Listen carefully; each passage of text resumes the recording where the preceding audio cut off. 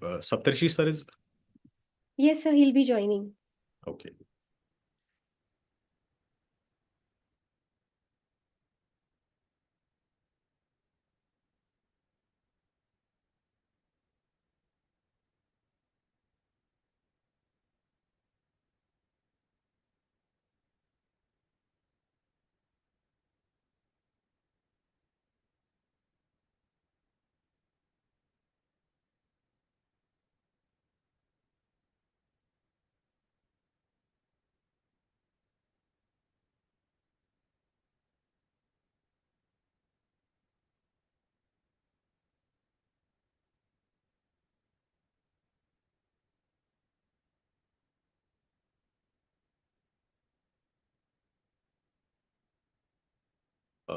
The tech team all set at your end? Yes, sir. Yes, sir. So we'll be live at 8 exactly. Yes, yes.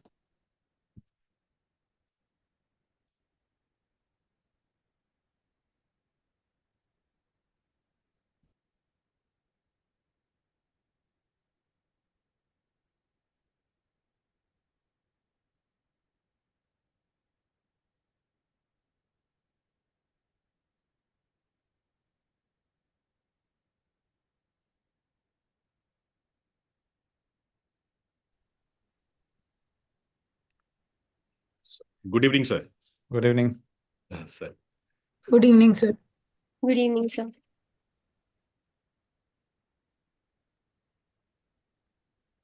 You have just checked whether the slides are getting shared properly or not? So I'll just share.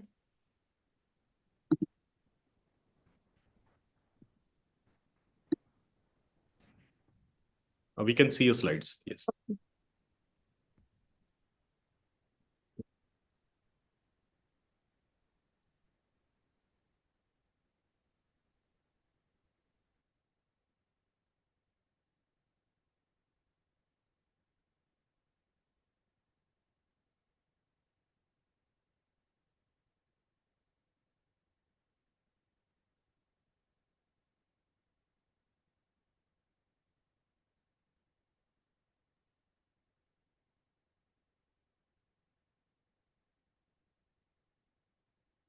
So, Mr. Shyam, just let us know once we are live. Yes, sir. We can start now, sir. Like Bashir? Yeah, we can go now, sir. Yes.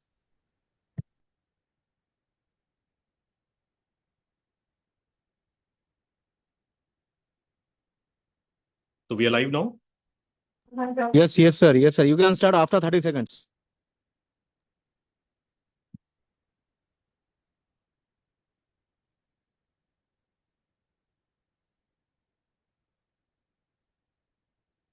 So good evening, everyone. On behalf of Endocrine Society of India, I, Dr. Sandeep Kumar, EC member, extend a warm welcome to every one of you to this much anticipated endocrine academic program.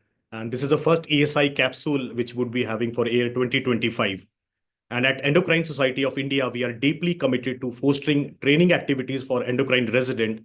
And feedback from students has consistently told us that ESI capsule is their most cherished academic event.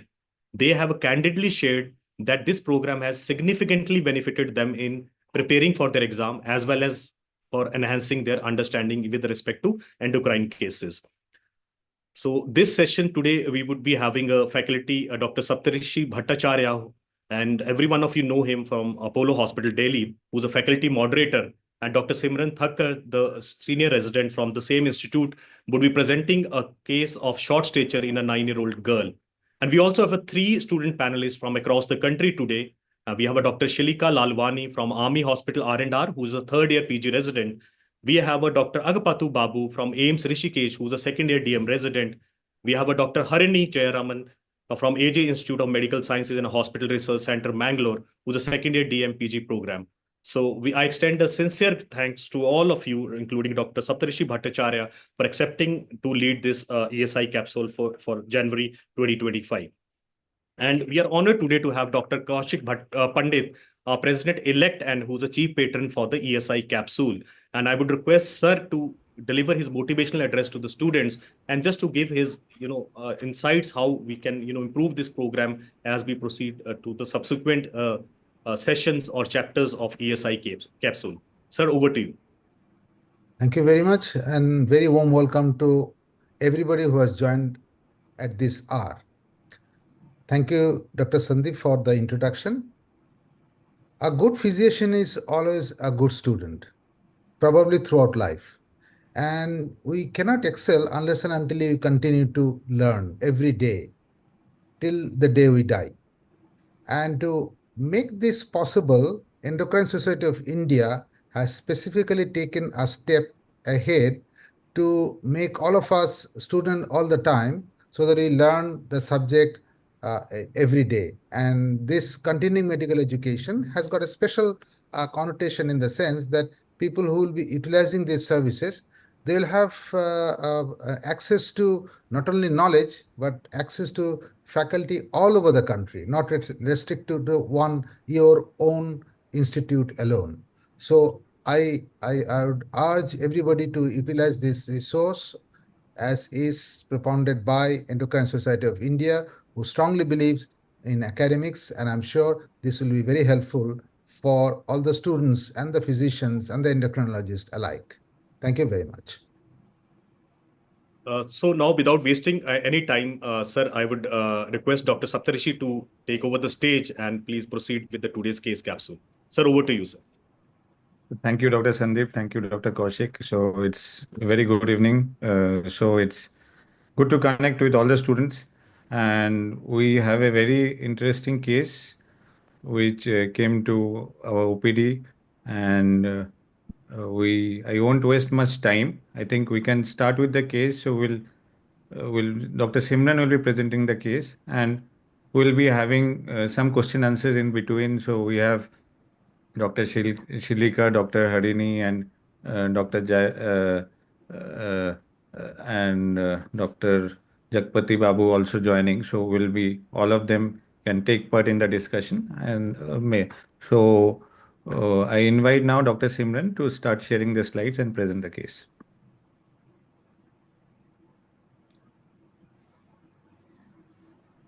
Thank you, sir. I'll begin with the case. So I'm presenting a case of Miss A, 9-year-old, 6-month, date of birth 2nd June 2015, studying in 4th standard, resident of Srinagar, Kashmir, and the informant being the mother.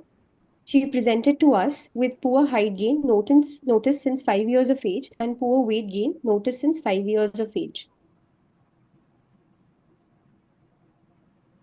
Moving on to the antenatal and natal history, she was born out of a non-consanguineous marriage with no history of fever, rash during pregnancy, no history of smoking, alcohol, drug intake during pregnancy, no history of hypertension during pregnancy, born at 9 months of gestation with LSCS, the indication being previous LSCS.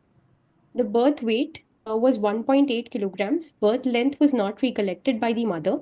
There was a history of neonatal jaundice and neonatal hypoglycemia and an ICU admission, and she was discharged on the 5th day. There was no history of swelling over hands or feet. Dr. Simran, I will maybe stop you in between just Yes. to keep this interactive. And so, if you have a 5-year-old girl who presented with failure to gain height and weight, so what will be if somebody is presenting with failure to gain both height and weight, so what will be the common differentials you will think of? So the common differential diagnosis, keeping in mind both failure to gain height and weight, would be malnutrition, systemic illnesses like malabsorption syndrome, celiac disease, any chronic kidney disease, cyanotic heart disease, or endocrine causes like multiple pituitary hormone deficiency, or in this case, small for gestation age without catch-up growth would be the differentials that we could keep in mind. Okay, and Dr. Shilika, so when will you think that what will be the DD if somebody is having uh, the weight is preserved but only failure to gain height? Sir, in these cases, we could think of causes like hypothyroidism or even Cushing's syndrome at this age could be having this kind of picture, as well as, sir, pseudo hypoparathyroidism may also present with this kind of pictures. So, Dr. Harini, so if you have a 5-year-old girl with failure to try a short stature and failure to gain weight, so and also has a history of low birth weight, so what will be the common differentials in the context of that? Thank you, sir.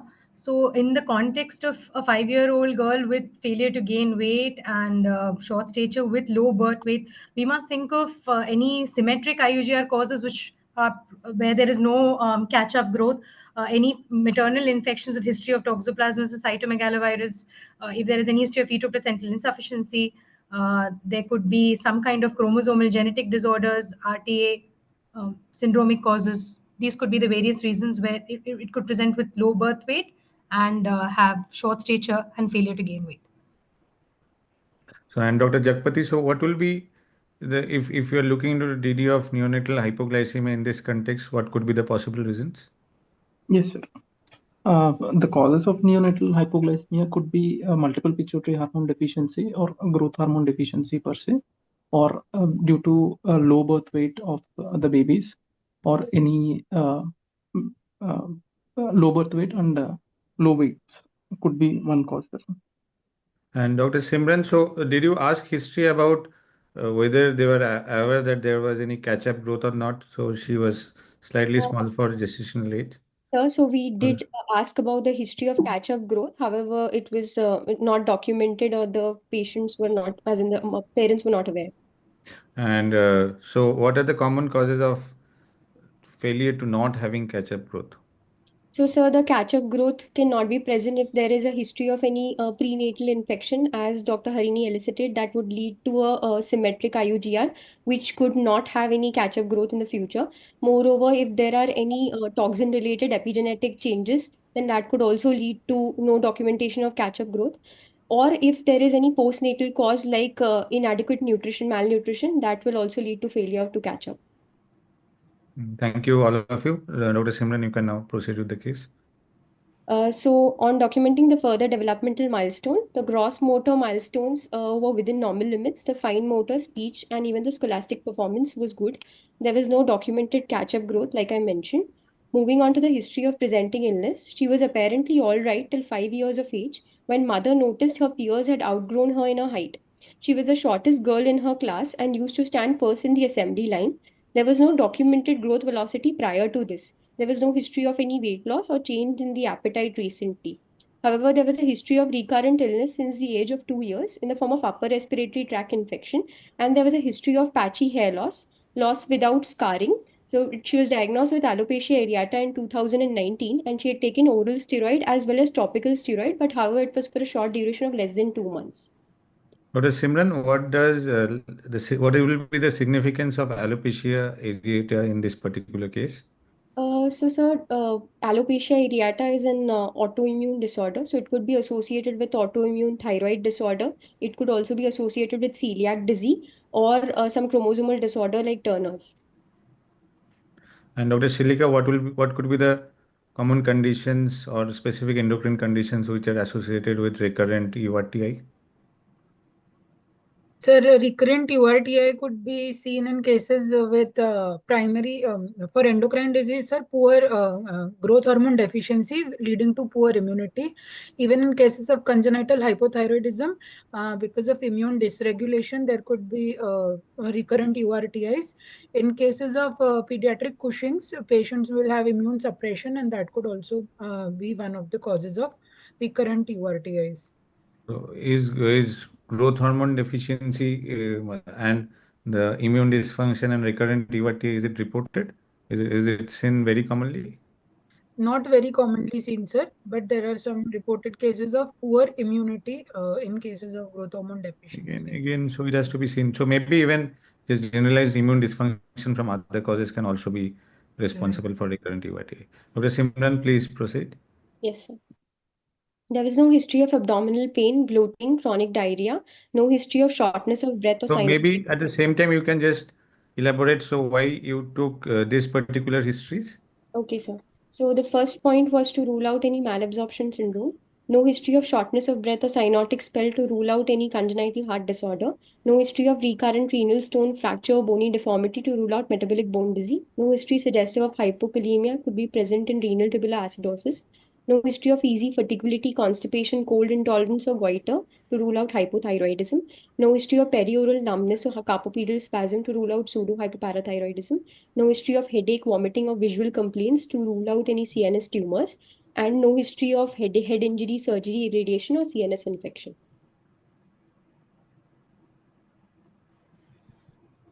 To proceed further, there was no family history of short stature in the parents or sibling. Mother attained menarche at the age of 11 years and father started shaving at the age of 14 years. The elder brothers, 19 years and 16 years old, started shaving at the age of 14.5 and 14 respectively. So This why are was these histories important? So, for CDGP, we would want to know at what age did the child, as in the parents or the family history of the elder siblings when they attain puberty. So when is the time usually in Can be checked CGDP you?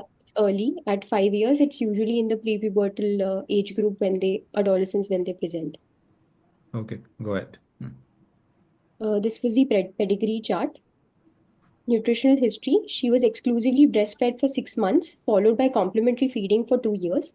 Diet history. She had a caloric intake of 1070 kilocalorie, protein of 22 gram, and a calcium intake of 450 mg per day. So do you feel that nutritional component could also be responsible? Yes, sir. Yes, Since sir. there is a calorie deficit, so it could be definitely contributing to her poor weight gain as well as poor height gain. Did she have any other features of malnutrition? So I'll elaborate that on examination, but right now, no. Can malnutrition cause recurrent upper respiratory tract infection? Recurrent upper respiratory tract infection because it will be leading to poor immunity, leading to recurrent infection. So that can also be relevant in this case, right? Yes, sir. Okay. Personal history. Sun exposure was approximately 1 hour. Timing of the day between 11 to 11:30 a.m. and 1 to 1:30 p.m. She takes a mixed diet with normal bowel and bladder habits. No recent change in appetite, and the sleep was normal. She gave us as in there was a significant treatment history. Patient had undergone evaluation in 2020. She was diagnosed with growth hormone deficiency and was started with injection growth hormone subcutaneously daily in December 2020. At the same time, we had sent her karyotyping, but the results came after 1 month period. And she was diagnosed with a chromosomal disorder of Turner's. But she did not follow up with this report to us immediately, and she had come after 1 year of GH therapy. She was initially compliant to the therapy. However, in 2024, she had, as in she was lost to follow up in the last 5 months and she was non-compliant. So, So in this case, were there any features from history which suggested that she could be a case of Turner syndrome? Sir, any girl presenting with short stature, we should definitely rule out Turner's because it is the characteristic phenotypic abnormality. Apart from that, she had a history of an autoimmune disorder, alopecia areata. Moreover, even recurrent upper respiratory tract infection can be a part of Turner's. So these were the significant history based on the till now how she presented to us. And when will you suspect, say, from prenatal period, that there could be a possibility of Turner's? So what findings could suggest that there could be a possibility of Turner's In the from ultrasound, prenatal history? in the prenatal period of the ultrasound is showing us increased nupal translucency, or there's a presence of cystic hygroma, or there are left-sided cardiac anomalies or renal anomalies, or intrauterine growth retardation per se, then we can suspect diagnosis of Turner's. Okay, and Dr. Silica, if so, what are the specific features in newborn period from history which could suggest that there is a possibility of Turner's? In newborn period, sir, generalized lymphedema could be one of the predictors of Turner syndrome in this age. And additionally, growth retardation as compared to peers could be seen very early in life as well. So, in any other points, anyone? Yes, sir. What specific features you will think from the At newborn birth, period? so Harini also. So at birth, you could see lymphedema, web neck, low posterior hairline, abnormal auricles. There could be cardiovascular anomalies, renal anomalies.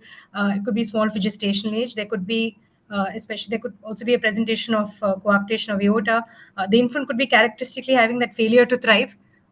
And there could also be partial anomalous pulmonary venous return. Those are the kind of anomalies which the infant could And what are present. the clinical features in infancy and childhood that would lead to a suspicion of Turner syndrome?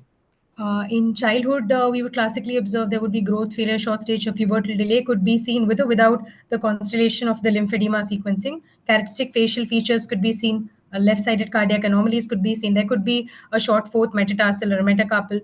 Patients could also have sensorineural deafness. There could be learning disabilities that they could come up with, or chronic otitis media. And Dr. Jagpati, when will you think that during adolescence that there can be a possibility of Turner's? Patient having short stature with a delayed puberty is one thing we have to when we have to think of Turner's. So, any other features? And also all the features of Turner's like low posterior hairline and any of the low posterior hairline with delayed puberty, with cubitus valgus and other features of Turner syndrome. So when is kyphosis or scoliosis apparent in Turner's usually? So during the During pubertal age, whenever there is a growth spurt per se, that time the scoliosis worsens. Or after So initiation of GH therapy also it can worsen. yeah. So another DD will be if somebody has like in during puberty, if the new finding which might come up is kyphosis or scoliosis. So yeah, Simran, thank you all of you. Simran, please go ahead. Okay. So I have summarized the age at which she presented, the height, corresponding height, weight, the height velocity in the subsequent years, and the GH dose that she had taken in these years. So beginning from the year 2021, when her height was 101 centimeter, during the 1 year of GH therapy, the height velocity was only 3 centimeter per year. The So corresponding do you normally do a growth hormone stimulation in a Turner syndrome? No, sir. In Turner syndrome, when we are seeing that there is a growth faltering on a standard chart, then we are supposed to begin with growth hormone therapy. However, if there is a faltering on the Turner specific chart, then we can suspect other causes of, uh, as in short stature. So, growth hormone deficiency should be ruled out. That time, growth hormone stimulation test can be done. And uh, when should growth hormone therapy usually be started in Turner's? So as soon as that we document a growth faltering on the standard chart, we should start. As early as 9 months has also been given in the Turner toddler study. The guideline recommend as early as 4 to 6 years of age, or even up to 2 years if you have documented short stature. So you have documented the height velocity over 4 years. Yes, sir. So so what is the expected height velocity when you were starting a Turner's syndrome, a girl with with Turner syndrome on growth hormone? So, sir, the average height velocity that we can expect is 6 to 7 centimeter. That is one And centimeter. what is the average height velocity you are expecting in a case who is not having Turner's and only growth hormone deficient? Only growth hormone, it is 10 to 12 centimeter in the first year, and subsequently 7 to 9 centimeter in the third year, and then 5 centimeter in the subsequent years. Okay, and so you more or less 2022 and 23 it was Uh, in the near normal range, and 21 and 24 the growth velocity was less. So what are the causes of in what could be the reason in this particular case, and also what are the causes of low growth velocity in the setting of Turner syndrome? Okay. So, sir, in this particular case, in the year 2021, she was on a suboptimal doses in terms of Turner syndrome.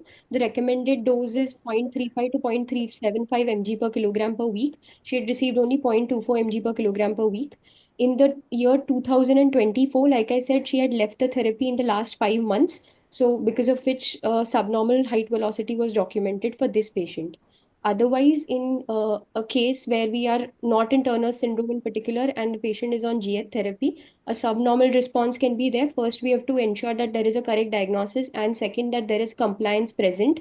And apart from that, we have to rule out any coexisting systemic illnesses like any malabsorption syndrome or celiac disease, any malnutrition. Apart from that, any coexisting untreated hypothyroidism should be ruled out, or any history of any irradiation to the spine, or rarely any neutralizing GH antibodies. Okay, go ahead. Mhm.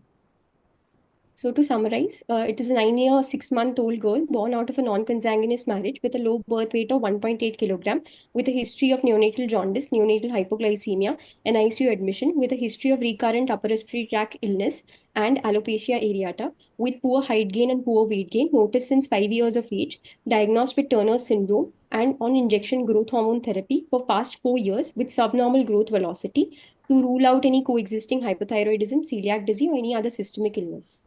Maybe you can also add the causes of subnormal growth velocity in this case in the summary. Summary. Okay, sir.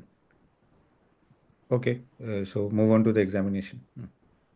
Moving on to the clinical examination, the vitals were the blood pressure was 160 millimeters of mercury in the right brachial artery in sitting position. The blood pressure was monitored in all the 4 limbs and it was found to be normal.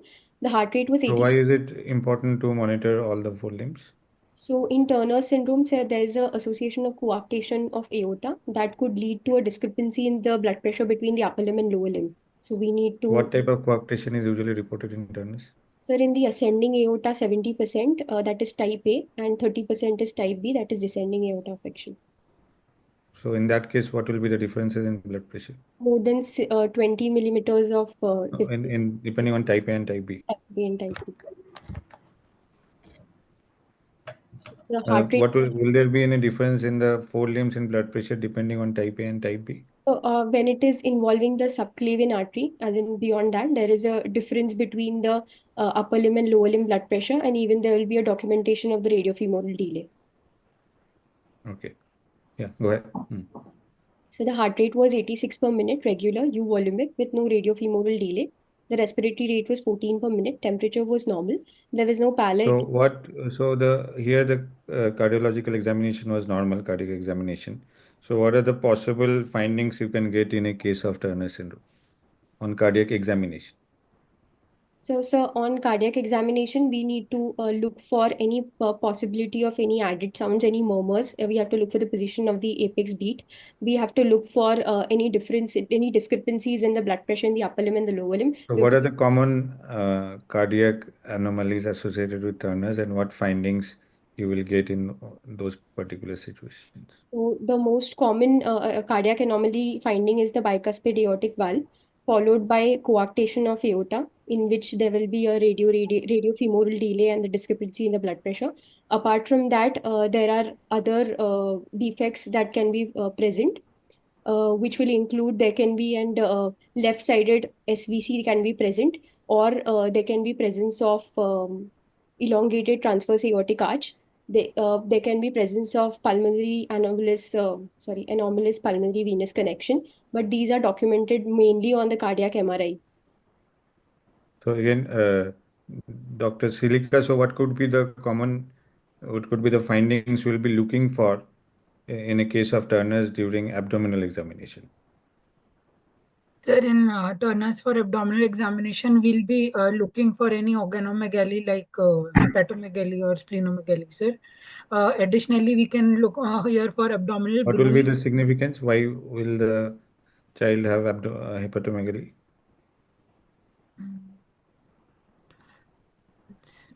There is an increased association of metabolic associated steatotic liver dysfunction in Turner's, so we do need to look for hepatomegaly, or even autoimmune liver disease can be associated.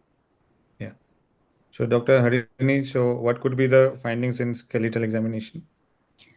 So pertaining to skeletal, so the absence of the short stature homobox containing gene, which is a SHOX gene in the pseudoautosomal region of the X chromosome, is primarily responsible for the short stature and skeletal dysplasia. So there could be Turner syndrome is associated with an increased prevalence of skeletal anomalies that can be like scoliosis or kyphosis or cubitus valgus or genualgum. You have to look at if there is any short fourth or fifth metacarpal or metatarsal Madelung deformity of the wrist.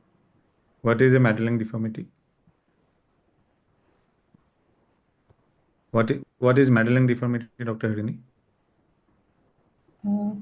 Sir, it is outward projection of the head of the radius.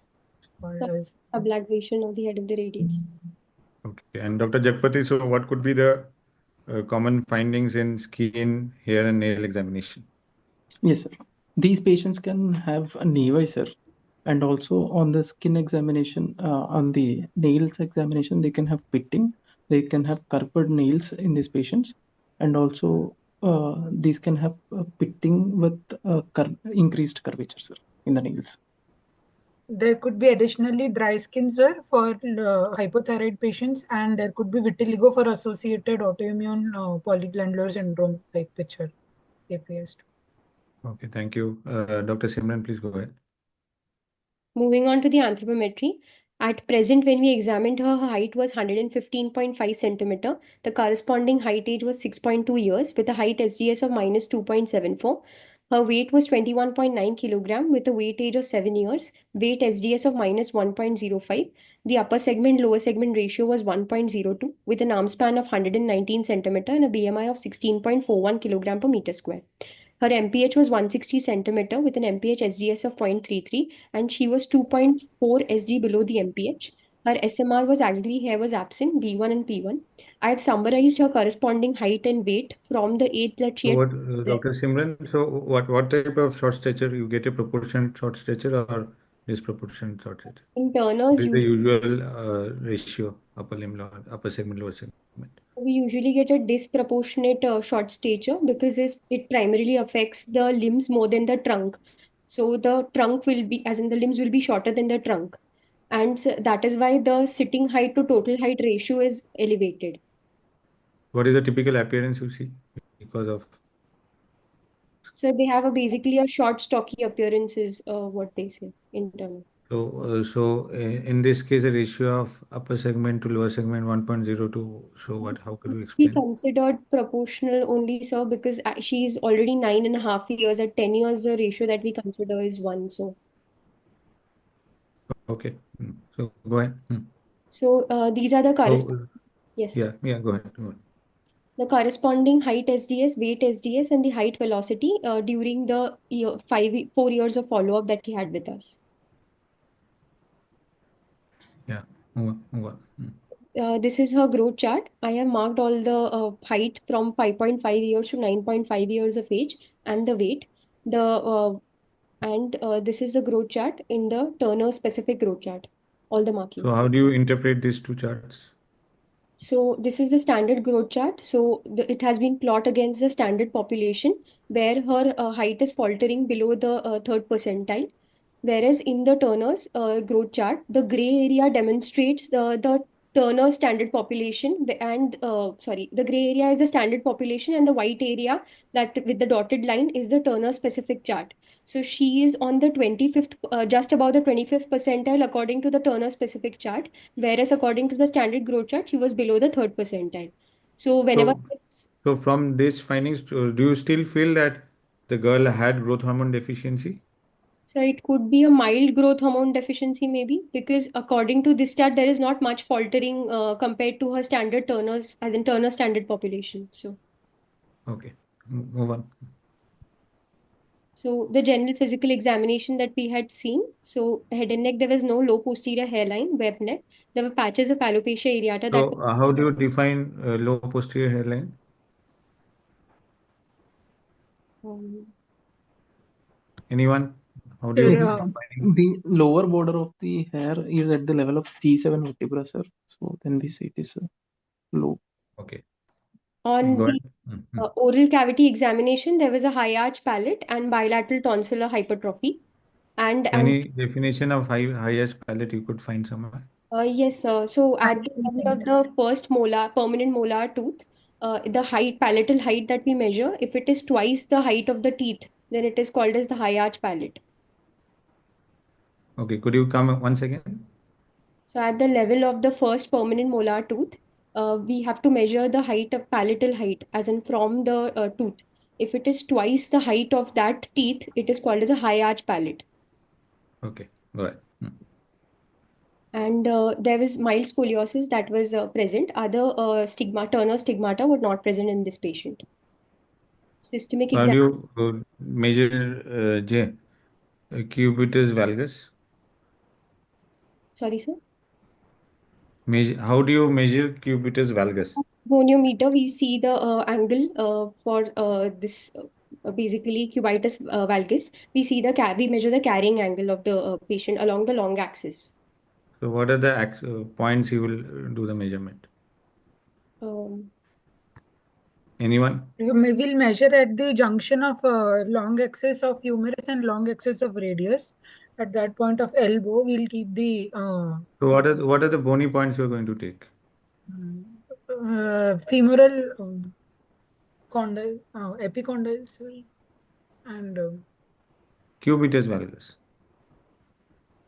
sorry, the humerus epicondyles, sir, and You were head. telling for genu valgum and genu pedum. So I'm asking for cubitus valgus. So if you're doing, so what is the point? What are the points when you are going to take the measurement of the arm and the forearm? So you need to study. Yeah, go ahead. So cardiovascular systemic examination was normal. The apex beat was 0.5 centimeter medial to the mid-clavicular line.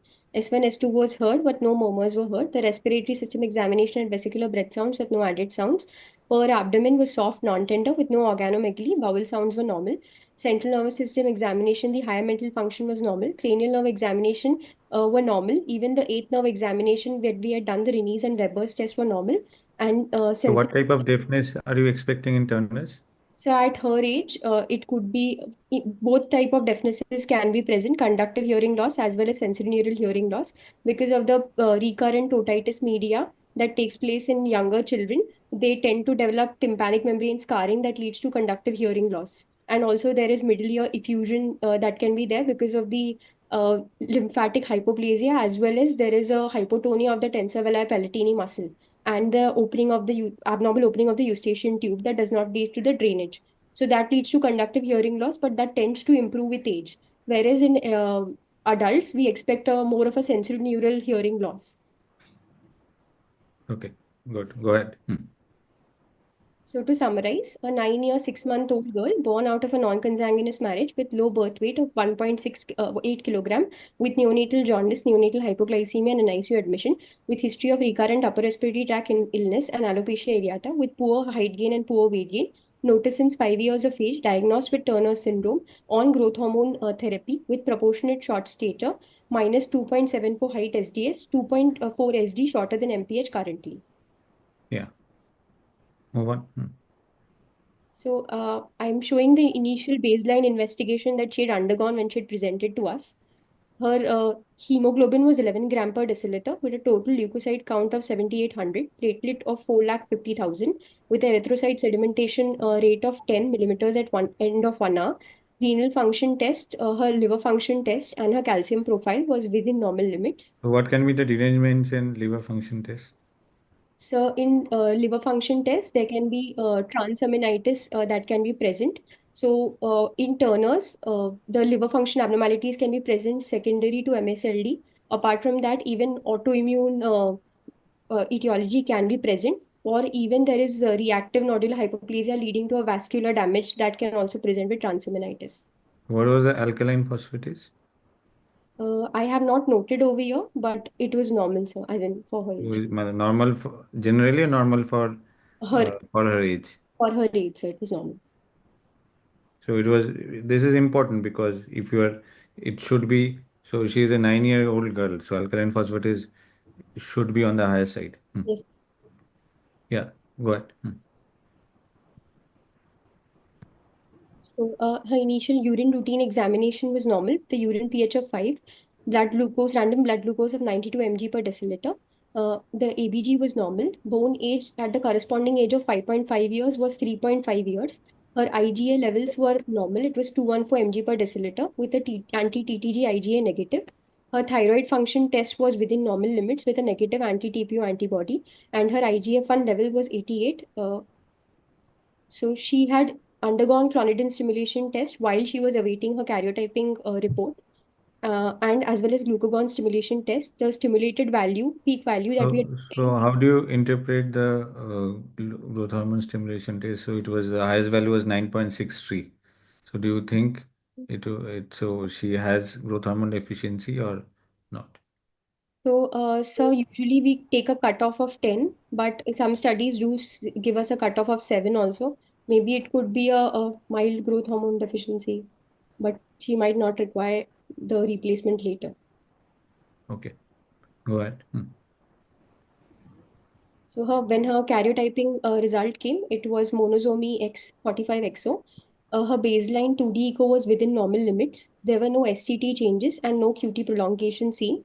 Her So ultrasound. how do you do the different genetic, if say karyotype was negative and you have a strong suspicion for Turner's, so what will be the next step?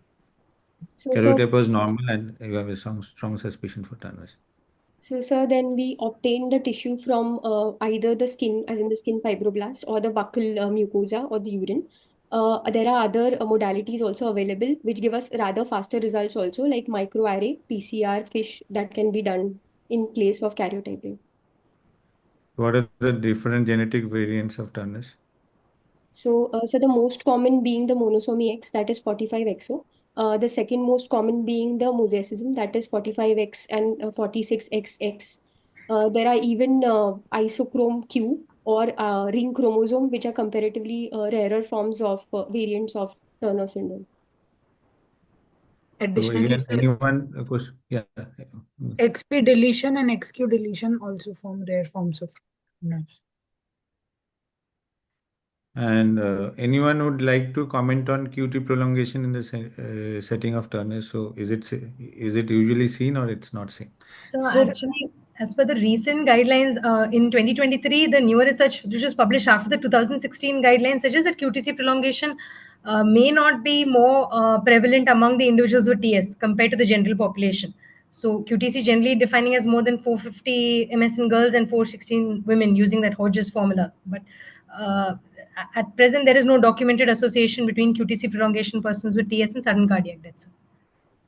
So there have been some studies which have shown that the SHOX gene, which is responsible for the skeletal disfigurement in Turner syndrome, also is associated with altered cardiac repolarization, which eventually leads to QT prolongation. Also, sir, because Turner's patients have higher risk of congenital heart diseases like coarctation of aorta, bicuspid aortic valve, and aortic dilatation, leading to increased risk for ventricular arrhythmias. Hence, QT prolongation in this case is significant. Estrogen also contributes to normalization of QTC in women, and because Turner's patients are estrogen deficient, some patients might have QT prolongation due to estrogen deficiency. What is the recent guideline telling, 2023? So they The say no, it is There is no, it is not in the recent guidelines. Newer research is suggesting so that it may not be more prevalent among individuals with Turner syndrome as compared to the general population, and there is no documented association between QTC prolongation in persons with TS and sudden cardiac death. Okay, and next. So this was the final diagnosis, sir.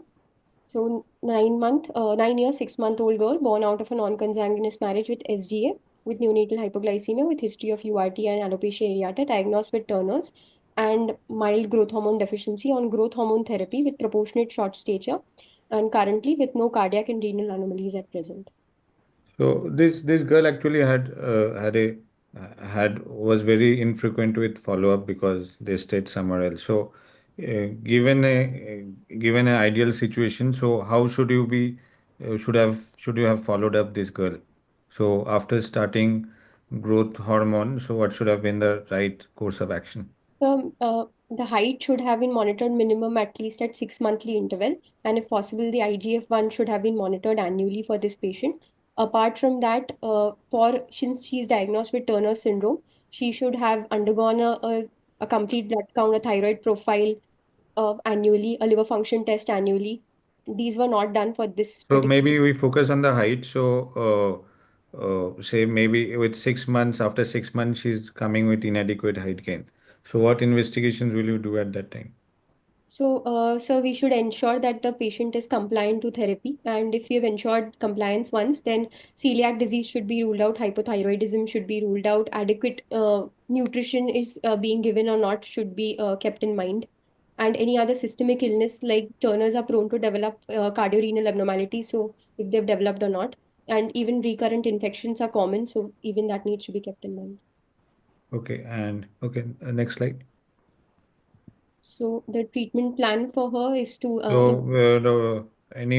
So what should be the screening protocol? Maybe what annually should you be screening till puberty, and what you should be screening once you start estrogen? So Dr. Silika, Dr. Harini, Dr. Jagpati, anybody can come in. So, once the patient has been started on growth hormone therapy, sir, we have to check for IGF-1 levels to optimize her growth hormone treatment, and we have to decide till when the growth hormone has to be continued depending upon her. What should be the ideal IGF-1 level in this case?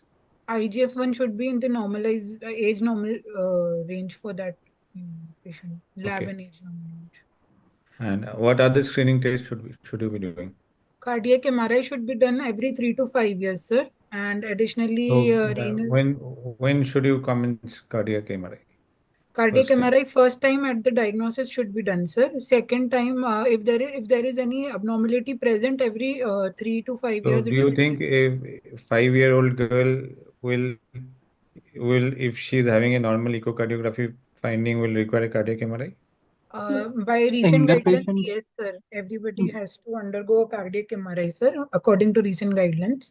So And what specific? There is a clause also. It's for not pregnant, that. younger patients, if transthoracic echocardiography is normal, there is no role of CMRI, sir. In adult patients, if we go with the CMRI at the at the time of diagnosis. So anything else? Anybody wants to? thyroid functions, sir, every month, No, every for year. we are talking about cardiac MRI. So there is Cardiac something MRI is additionally when pregnancy is planned, sir.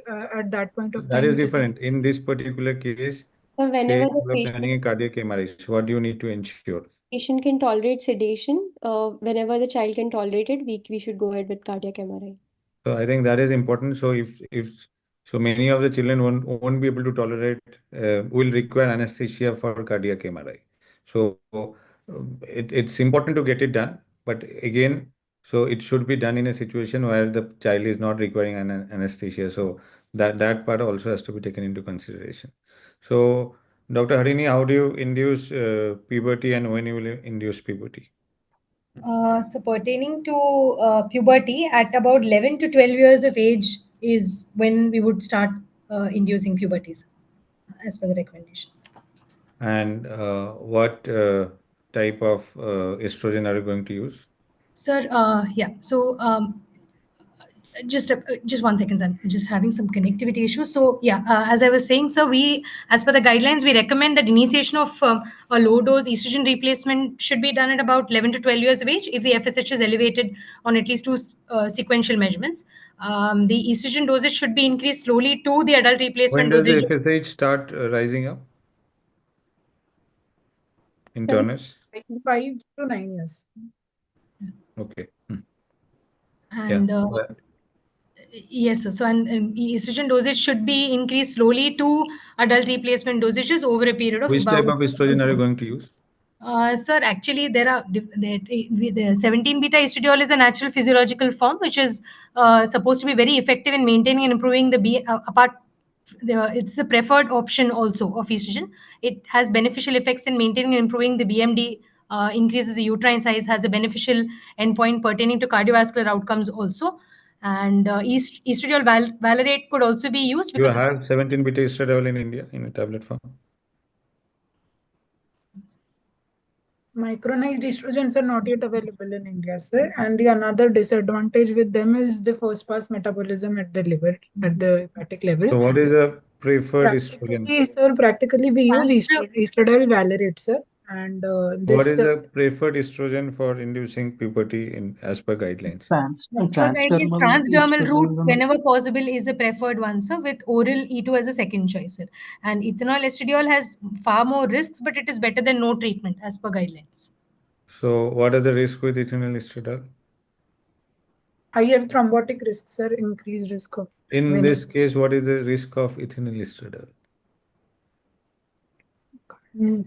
Cardiovascular risk increases in cases of pregnancy. So is there any study where it suggests that ethinyl estradiol has more cardiovascular risk than estradiol valerate?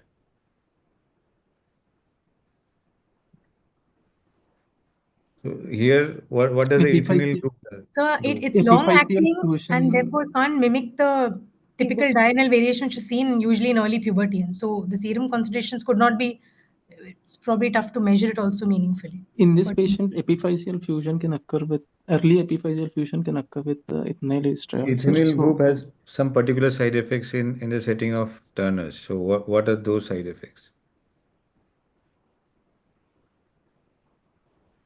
We'll look. Okay.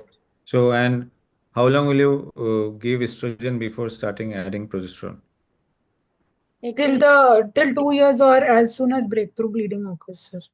What type of progesterone are you going to use? Micronized progesterones seem to be better options in these patients. Okay, and what is how long should be the duration of my progesterone? 10 days a month, 10 to 12 days a month is the ideal duration. What will be the starting dose of estradiol valerate? So Point what will you 0.5. do normally for a girl with Turner? So what prescription are you going to write? Along with growth hormone, sir, we start ethinyl estradiol valerate, sir, 0.5 mg once a day for 30 days a month. And Do you start straight away with 0.5 or do you start with a lower dose? so we start on 0.25. So if sometimes only 2 mg tablet is available, so we can start with 0.5 mg alternate day. That could be a feasible therapy because breaking the tablet, somebody was telling something. breaking the tablet in eight parts is sometimes not feasible. You get a 1 mg tablet, so you need to make it 1/4. So what is the disadvantage of starting at a higher dose? Earlier epiphyseal fusion and reduced final adult height could be one of the disadvantages of. Anybody else? What are the other disadvantages? Development What of happens to the breast size if you're starting at a high dose? Breast shape. Tubular breasts. Yes, so. Okay, and Dr. Simran, how long will you continue growth hormone in this girl? So either, sir, that the growth velocity is decreased to less than 2 centimeter per year, or the bone age has reached 14 years of age. Then either of the two, till then we continue the growth hormone therapy. Or a target height is achieved. And so how will you assess that whether this girl has some fertility potential and what steps should you take to preserve fertility? AMH is a good In that option. case, what you should be doing? AMH is a good option to assess the oocyte count, sir. And depending upon So is it possible for her to become pregnant? 2 to 3% turners have spontaneous pregnancy, more common Do you with need to do anything? cryopreservation. Oocyte cryopreservation. Okay, now move on. So that is the last slide.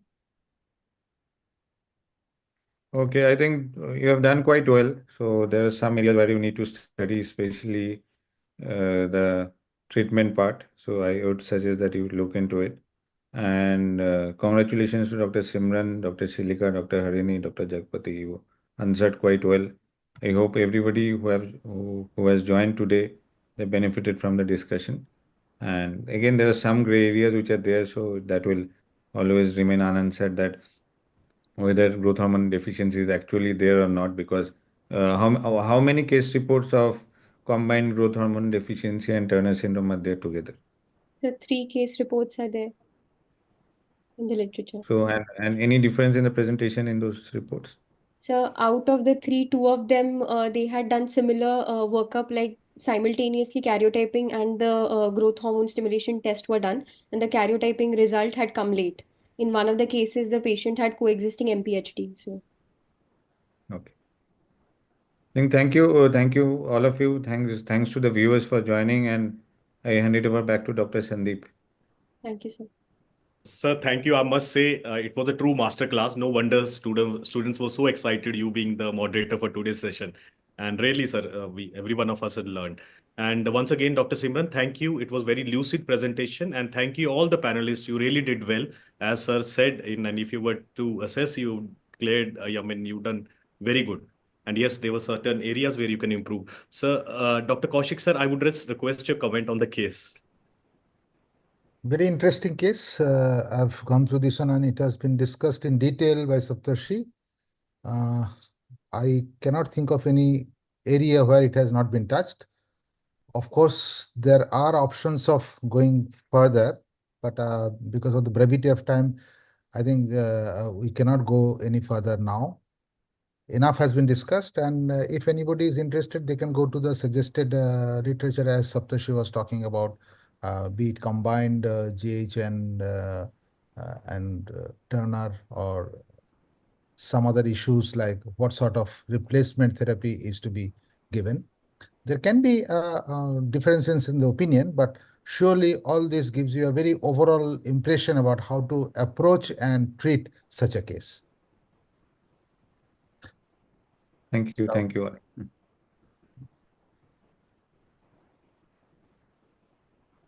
Yes, Sandeep, you can please Thank pick you, up. sir. Yes, thank you, sir. So now we come to the one of the most exciting part of case capsule, which students are eagerly waiting, and that is the quiz. So before I begin, let's clarify the rules of the quiz. Uh, it's very important that you should have registered in the Endocrine Society website, because those would be the credential which we would be using to identify the winners and declaring the results. And all of you know that we have an exciting cash prize of 10,000 rupees to the winner. And at the end of the quiz, we would be selecting only a single winner. So this quiz will be conducted on Menti platform, and this quiz has been conducted on this platform for last 1 year. So I'm sure all of you are very well aware how to log into this, and you just have to scan a QR code and enter a number code after you go to the Menti website. And these number code would be available in all the slides which I would be displaying subsequently. It's very important that you have two smart screen devices, because one a Zoom platform would be displaying the quiz questions, but you can attempt the questions only when you utilize the other smart screen device. And it is not only the correct answers which we are looking for, it is the fastest correct answers which we are looking for, and there are no negative marking for this. So with this, we proceed further. So this I've already told that you can either go to the menti.com website, and there you can enter this number code, that is 78308955. This number would be displayed in all the subsequent slides. So during the course of the time, if you happen to log out accidentally, you can again log in after entering this code, or you can simply utilize this scan this QR code and enter the quiz. And by this time, I'm sure all of you would be getting indication to enter your credentials. So please do enter your correct credentials, because those would be the reference by which we would be contacting the winners. So with this, we proceed further. And we have about 35 players ready now, 32 players ready. So we wait for some more time and till we have. So please display the QR code again, sir. Okay. So this is a QR code again. Thank you, sir.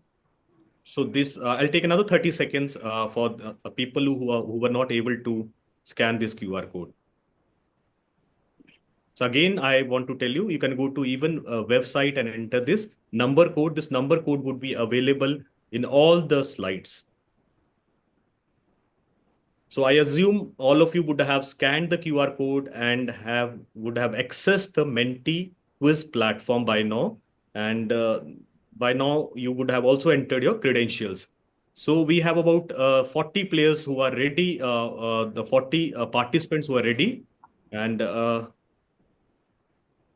so number is slowly increasing, and we are good to go now. So now we proceed with the quiz, and here comes the first question. Again, we want to highlight that it is the fastest finger first. So first question is, which of the following is not a cause of short stature with obesity in a child? So your options are Cushing syndrome, pseudo-hypoparathyroidism, Prader-Willi syndrome, and simple obesity. So out of which is not a cause of short stature whenever the child is obese? And this question was very well developed by sir during the case presentation as well.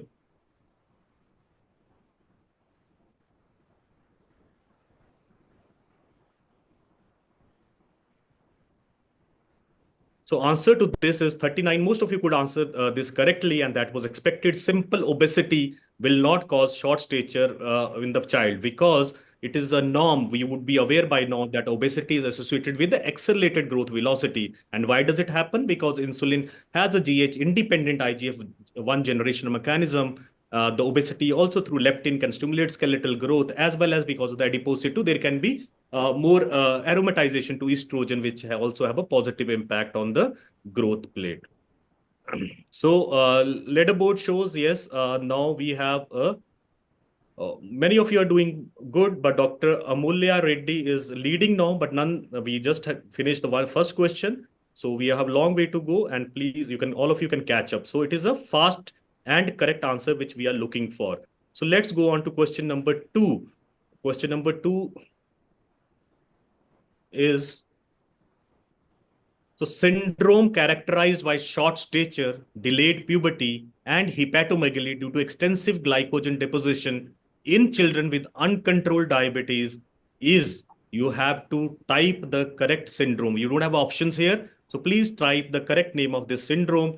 And I've given an ample amount. This time has been checked so that in this amount of time, you can easily, comfortably type the name of this syndrome.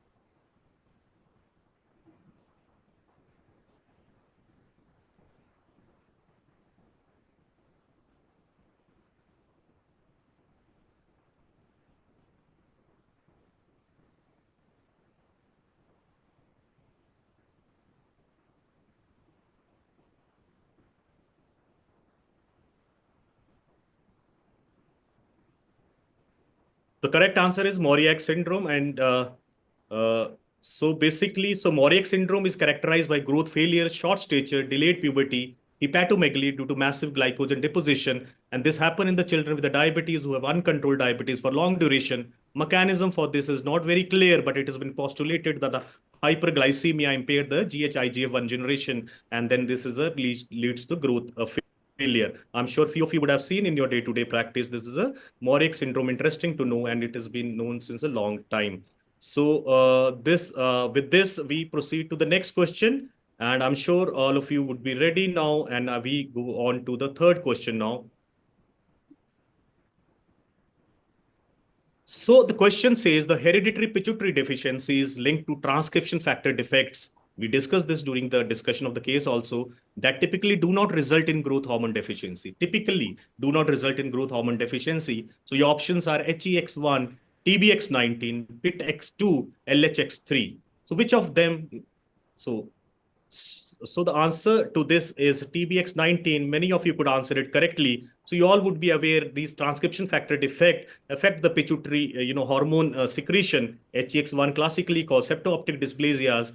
PITX2, LHX3 involve the multiple pituitary hormonal axis, but TBX19 classically involve ACTH only. So many of you could answer this correctly, and this is the reference of Williams, and this chart is very, very important, and this is very frequently asked questions in your theoretical aspects at least. So we proceed to the next question, and this is the next question on your screen. So validated tests for diagnosis of growth hormone deficiency in adults are all except arginine GHRH, glucagon, clonidine stimulation, mesimorelin, and we discussed the growth hormone deficiency testing in the children during the case discussion. So we are increasingly now employing the growth hormone therapy in adult GH deficiency as well. So the answer to this is clonidine stimulation, and this reference is again your Harrison, and you would go. I refer you to this table and this chapter which you should revise because some of you could not answer it well. So then we proceed to the next question, question number 5, and here we enter to question number 5.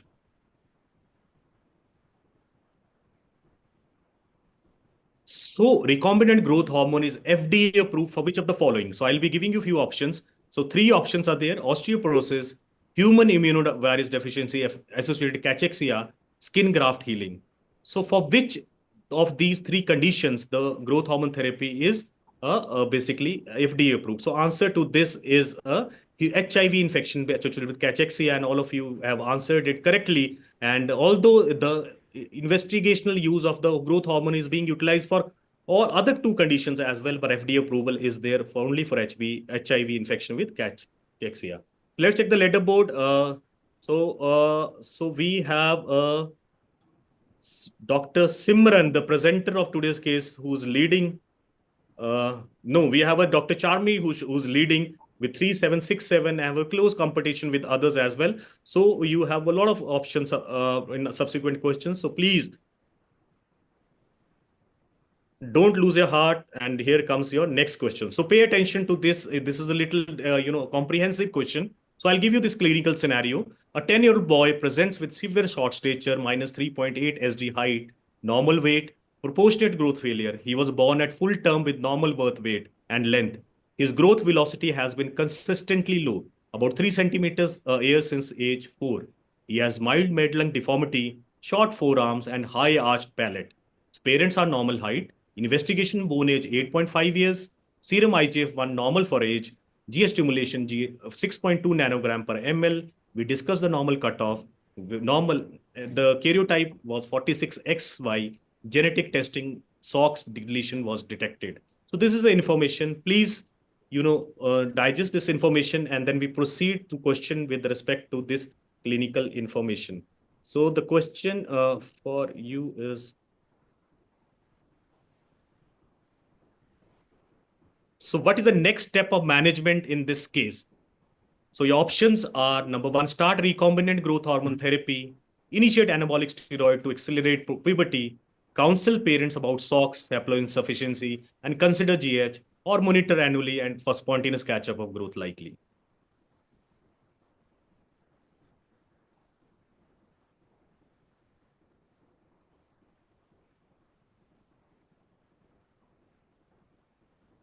So with the clinical scenario, which I showed you in the previous slide, so everyone has voted now. So the answer to this is, so the most of you could answer this: the counsel the parents about SOX, haploinsufficiency, and consider growth hormone therapy. So what is this? So we have a given information which probably we are pointing towards a Léri-Weill dyschondrosteosis because of the SOX haploinsufficiency. And why does so? Because patient has a classically mad lung deformity. Patient has 70% of these will have without any pubertal involvement. Growth hormone can be beneficial, but has a modest benefit only. That is why counseling of the parents becomes very, very paramount, and which may translate into height gain in such children.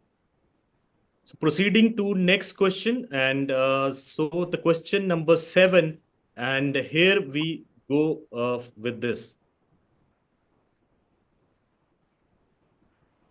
So which cardiovascular anomaly is most commonly associated with the Turner syndrome? We discussed it in detail, and you have these 4 options. So one of these is correct. So your correct answer. So every one of you have answered, and let's see how many of you have answered correctly. So all of you could answer it correctly. Coarctation of aorta, left-sided defect, bicuspid aortic bulb, and coarctation of aorta are the commonest cardiovascular abnormalities seen in the Turner's syndrome. And what are the criteria or guidelines for follow-up, monitoring, and investigations, such as dwelled in detail during the case presentation. So let's check the leaderboard now. So who's leading? Oh, so now we have another Dr. Kanav is leading with Dr. Kanav is leading, and we have a close competition with Namrata, Anuj, Bhan, Lekhi. So please, we have another few questions to go. You can catch up easily. So now coming to the question number 8, and here we enter the question number 8. So all are determinants of fetal growth except. So your options are here: thyroxine, PTH-related peptide, maternal nutrition status, placental insulin-like growth factor 2, and IGF-1.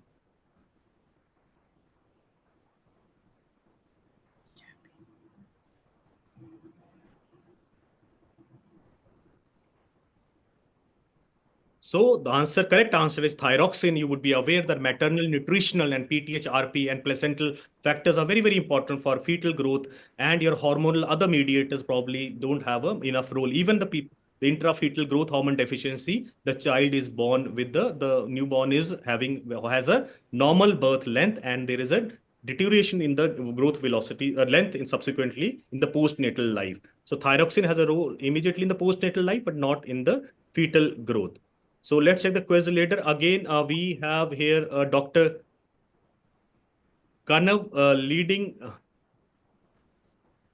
So no, Dr. Namrata is leading now. There's a close competition with Dr. Namrata and Lekhi. So Dr. Namrata is the fastest and leading. So all the best to everyone. And we have only few questions left to catch up. So here we enter the next question. So average difference in height between adult men and women is dash centimeter. So these are the option 10, 11, 12, 13, and you have to give the correct answer. What is the average according to the literature?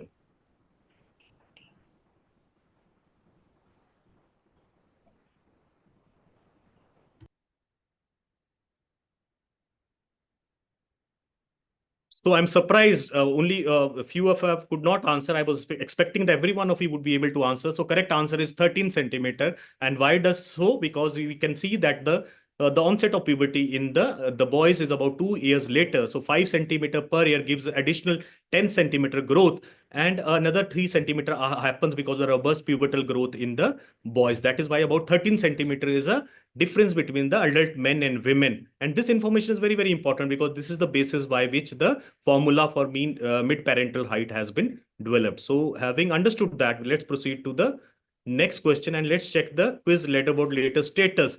And as we told, it is not only the correct answers which we were looking for the fastest answers. So we have now Dr. Namrata leading the quiz. So let's proceed to the second last question of this ESI capsule. And here comes your next question. So all our growth reference charts, I would be giving you all our growth reference charts except. So these are the growth charts, and which one of them is not a growth reference chart?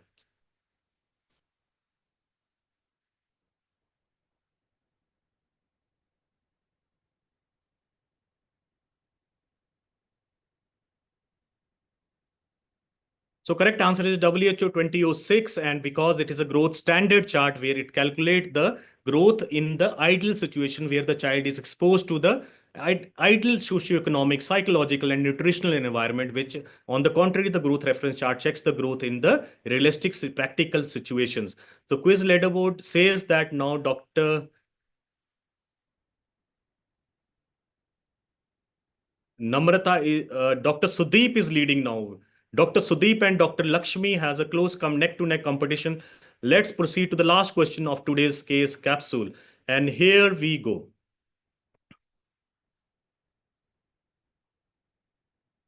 So spontaneous menarche and mental retardation are features of which of the following structural chromosomal abnormality in Turner syndrome? The isochromosome, ring chromosome, marked chromosome. So we did discuss this fact also during the case discussion.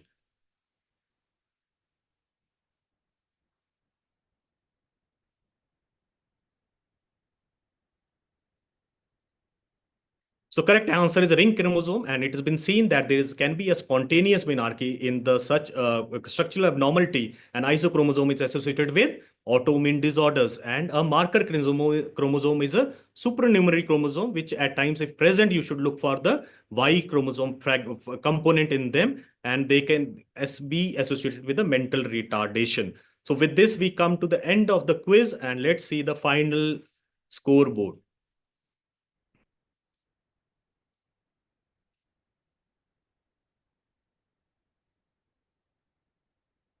So Dr. Lakshmi, heartiest congratulations. She has won the quiz. She has obtained 9,109 points, and you are the winner for the first case capsule of year 2025, and she wins the 10,000 cash prize, and we would be delivering her, and the process would be explaining her how to go about. Thank you everyone.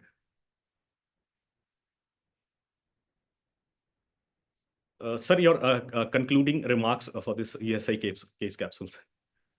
I think it is not merely interesting, it is indeed invigorating. I mean, it actually teaches you on the go. And at least I have learned some new things from it, no doubt. Everybody, I'm sure, have been benefited of this one, and I would look forward to the newer edition, the newer case capsule that are coming in the coming months.